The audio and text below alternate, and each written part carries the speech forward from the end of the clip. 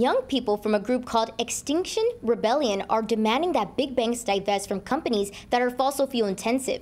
Reporter Sammy Fernandes followed a group on a protest march in LA's financial district. You can't drink oil! Keep it in the soil! You can't drink oil! Keep it in the soil! In downtown Los Angeles, Earth Day was a day of conflict rather than the normal celebration. Over 50 youth chose to protest for racial and climate justice. They want banks to stop investing in the fossil fuel industry. The world's 60 biggest banks invested more than $3.5 trillion in fossil fuels since the 2015 Paris Climate Agreement. Corporate scum! Are you listening?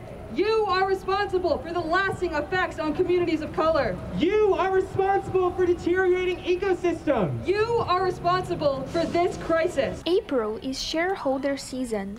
It's when banks decide where to invest their money. So the protesters stopped at Chase, Bank of America, Citibank, and Wells Fargo to demand that they invest in renewable energy and sustainable farming. People over profit! People over profit! Protest coordinator Aidan Liz said some banks made commitments to a greener future. They didn't all keep their word though.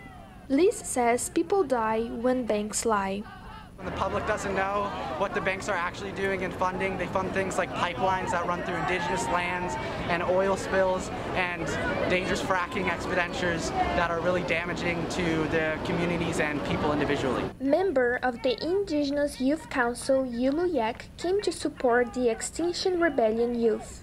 We need to be in solidarity with youth all across this world that are fighting for climate justice, fighting for the protection of this earth. E.J. Bernanke, Wells Fargo's Vice President for Sustainability, says the bank pledged to achieve net zero emissions by 2050.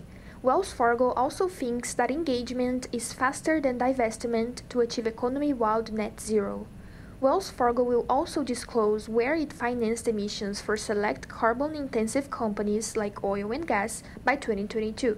Finally, the bank will launch its Institute for Sustainable Finance that will manage a $500 billion fund by 2030. Coordinator Dylan Gohill won't stop. He said the fight is just beginning. He is hopeful for the future.